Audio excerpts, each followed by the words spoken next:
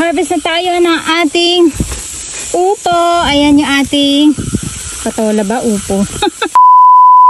Ayan guys, first time natin mag-harvest ng ating patola this year.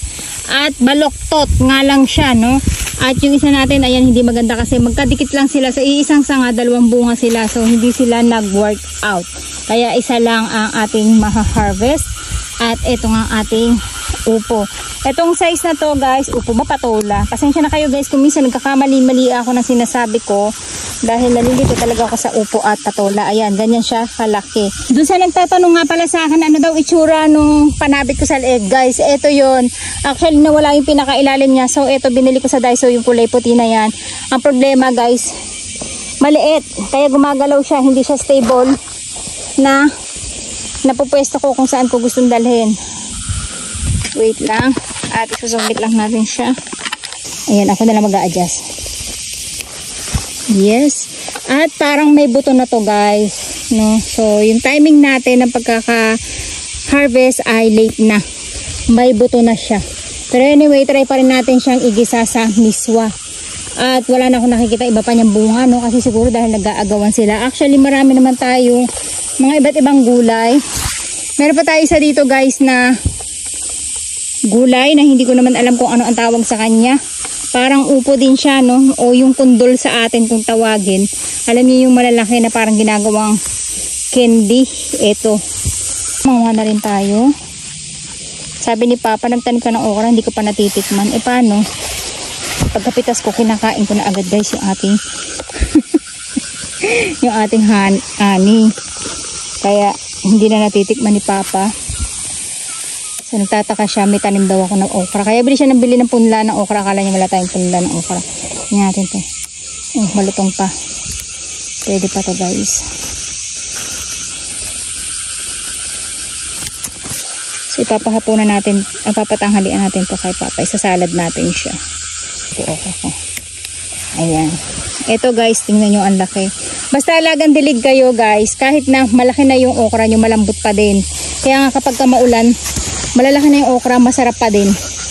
Mapapansin nyo yun guys. Kasi matubig, hindi sila agad-agad tumitigas. Ayan. So, ang okra natin na to ay Tisay okra. And then ito naman yung pula natin. Tingnan natin kung malutong pa. Ayan, malutong pa guys. Tingnan nyo. Kagandahan ng araw-araw nagdidilig. So every morning nagdidilig ako kasi grabe talaga guys yung singaw ng init. I promise. Nakakaawa yung mga halaman. And then dun sa nagsasabi na hindi dinidiligan ang kamote. Yes, tama kayo, hindi dinidiligan ang kamote. Pero pagka ganitong for 2 weeks guys, walang ulan. Tapos sobrang tindi ng sikat ng araw. Kailangan at least once a week dinidiligan nyo siya para hindi madispindot yung paglaki nila. Kaya mapapansin nyo yung mga kamote ko ay malalaki at malalaman kasi talagang required ko na magdilig once a week. Pero pag maulan ay hindi ako nagdidilig at least 2 weeks yan kasi basang-basa pa yan sa ilalim at gusto kong tumibay yung kanilang tawag dito, yung kanilang mga ugat. At ang daming sumabit na salagubang dun sa ating mga net. Mapupuno yata tayo ng salagubang dito sa ating paligid at meron tayong nakuha dito na nakita na salagubang na alam nyo ba dito sa Japan napakamahal ng salagubang na to. Ayan oh, 3,000 to. Buhay pa ba siya? Tegi na yata siya eh. Ang mahal ng salagubang na to guys. Ito oh, ang laki pa naman niya. Kasira-sira na yung mga ano natin eh. Buhay ka pa ba? So yun oh guys, tingnan nyo oh. Nasa 3,000 yung ganyang salagubang dito. Depende sa size. So ayan, nagdilig ako kahapon dito. Pero ngayon tingnan nyo, tuyo na naman siya. Plano sana magdilig. Kasi tingnan nyo, nalalanta din sila, diba? Ang mangyayari dyan guys, hindi masyadong lalaki ang laman ng kamote nyo. Dahil nga, sa sobrang init. Ito, tingnan natin. Parang malambot na ito. Matigas na ito. Tigas na to. So hindi natin na-harvestin yan dahil yung buto habol ko dyan. At manguha rin pala tayo ng kamatis guys. Dahil ito sure malambot pa to. Sa pulang okra guys napansin ko no. Pero tinatanggal ko kasi yung sanga niyan. So sa isang ganito, isang bunga lang siya. Ganun yung napansin ko sa kanya. Hindi katulad ng puti or yung green. Magkakatabi yung mga bunga ng okra. Alam niyo kung bakit? Kasi magkakadikit yung pinakaganito, sunod-sunod niya na sanga. Sa puting okra at green, hindi. Dikit-dikit sila. Ito, tingnan yung okra. May pagitan na mahaba bago susundan. Tingnan nyo. Example natin dito. Ito yung puting okra natin. So, ayan. Tingnan nyo guys. Dikit-dikit siya, diba? Maiigsi yung pagitan niya. Hindi katulad ng kulay pula. Mahahaba yung pagitan niya. Ayan, lahat yung pula yan. Nakikita nyo na yan, diba? Magkaiba talaga ang itsura nila dito sa mga green natin. Puti. Ay, yung pula natin dito sa puti natin. So, ayan yung mga okra natin guys. And then, manguha tayo ng ating kamatis. Actually, itatali ko sana itong mga kamatis natin kasi ginagawa ko ay pinapagapang ko sila. At nagdilig na rin ako ng kamatis guys kasi nilalaglag yung mga kamatis natin. Sa sobrang init ng araw, yung mga bulaklak natin nalalagas. Kung bakit nakanit guys, yan yung para hindi tayo puntahan ng insekto. Tingnan nyo diba, binubutas na siya ng insekto. Grabe guys, namatayan ako ng fan kasi hindi ko na i-charge. So 3 hours lang tumakbo yung fan natin.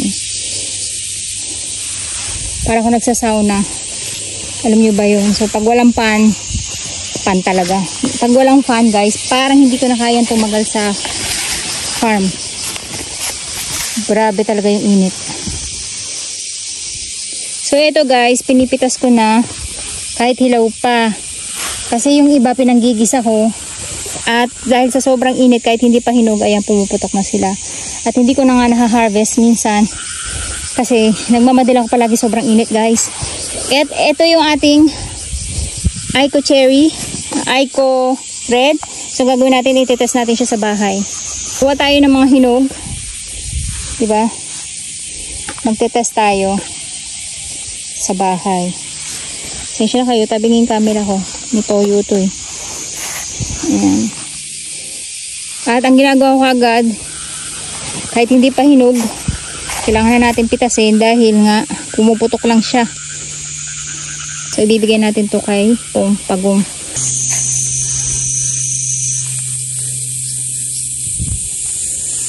Pag nagbubunga na sila ng sabay-sabay, ay wag nyo na silang didiligan kasi madali silang pumutok. Ayan, madali silang pumutok, matabang, plus hindi masarap yung inyong kamatis. Pero once na namumulaklak pa lang sila at lumalaki, yun yung kailangan nila ng dilig, no? Ayan, ang dami natin bibigay na kamatis kay Pagong. Napakaganda ng kamatis natin guys eh. Diba? So magsisweet test tayo sa bahay.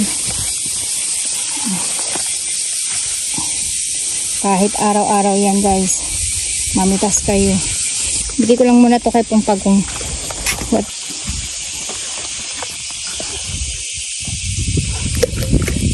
Tingnan nyo guys, ang pagkakaiba ng magandang klaseng kamatis, lumulubog sila.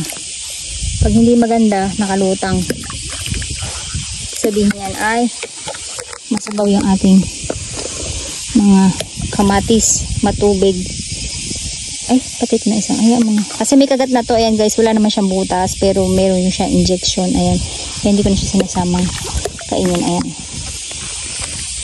Tapos, update ko kayo dito sa ating mga talong na pinagkakakalbo natin. Ayan, gusto ko lang ipakita sa inyo para next time kapag lumago sila ay makita nyo yung kagandahan ng nare-reset.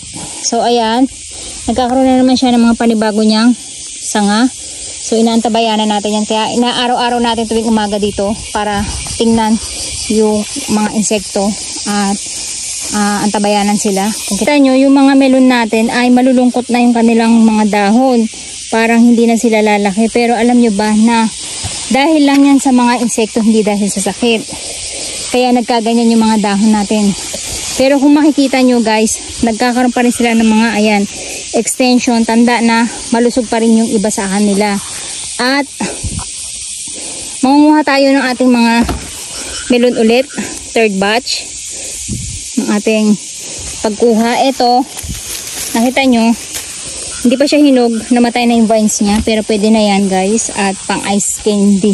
So, napakabango na niya, ang bango-bango na ng amoy nila, ayan guys, oh. At meron pa tayong isa dun sa may likod ng sili natin, pero hindi pa siya ganun kadilaw. At eto, iba natin dito pahinog na. So eto, may tuyot na tayo na sanga. Kukuhanin na natin to kaysa malaglag siya at mabulok.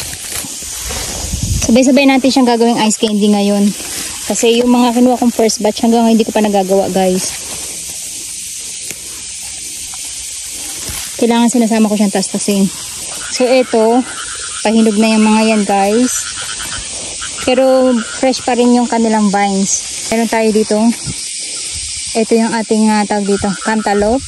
Hoping ay hindi siya mategi, no? So inaantabayanan ko talaga sila guys. Ito, nabulok yung kanyang part na pinagkagatan ng insekto pero still ay umuukay naman sila na dry. Ayan. So, nagdadalang isip ako kung tatasasin na natin siya. Tingnan nyo guys kung gaano kadami yung mga melon natin na aanihin. Ayan, oh. Etong papaya melon na to, hindi ako nasasarapan sa kanya. Ganito din tong honey melon. Mas, honey melon ba tawag sa kanya? Yung ano ba tawag dyan sa yellow na yon? Etong basta yung yellow na to ay hindi ako nasasarapan sa kanya pati doon sa papaya melon. So next year baka ang itatanim na lang natin ay puro cantaloupe or green melon. Kasi hindi ako nasasarapan sa kanila guys. Para silang basta hindi ako nasasarapan. Mas gusto ko yung lasa ng cantaloupe at ng green melon. At ito na nga yung isa nating papaya melon. Malapit-lapit na rin siyang mahinog. Alam nyo itong pipino natin. Type ng melon siya pero mukha siyang talong. At ang pangalan niya naman ay pipino. Ang dami niyang bulaklak. Kaya lang hindi siya nagiging bunga guys. Kasi parang natepesa talaga sila nung mga melon bag. Kung makikita nyo ayun, ang dami niyang kagat. So ang higpit din niya palang alagaan. Maybe siguro kailangan niya yung konting malamig na panahon. Dito may mga bunga na rin tayo. Hindi ganun kalalaki guys. Kasi nga hindi natin tinatanggalan. So nag-ano na sila nag-aagawa na sila ng nutrients. At may nahinog nga tayong isa na nalaglag, hindi ko na nadampot. Ayan, nabulok na lang siya. And then meron tayo isang cantaloupe dito.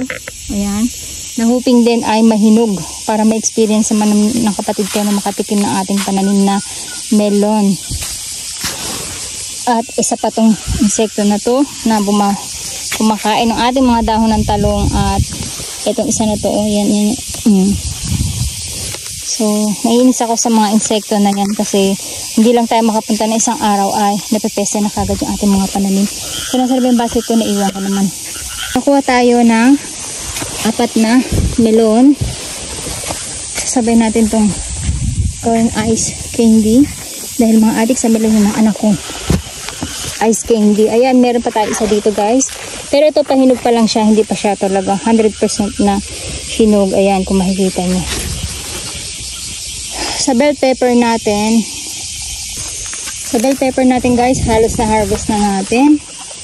Ayan. Pag hindi natin siya na-harvest kasi nabubulok, sayang. At ang init guys, grabe, uuwi na ako, hindi ko kaya. Baka mahilo tayo dito ng husto. So sa sili natin, ang dami pa rin nilang bunga. Ayan, hitik na hitik talaga yung mga sili natin at hindi ko pa rin na-upload yung video. Ayan. So, uwi na ako guys. Baka ako mag-collapse dito, hindi ko kaya. Mainit.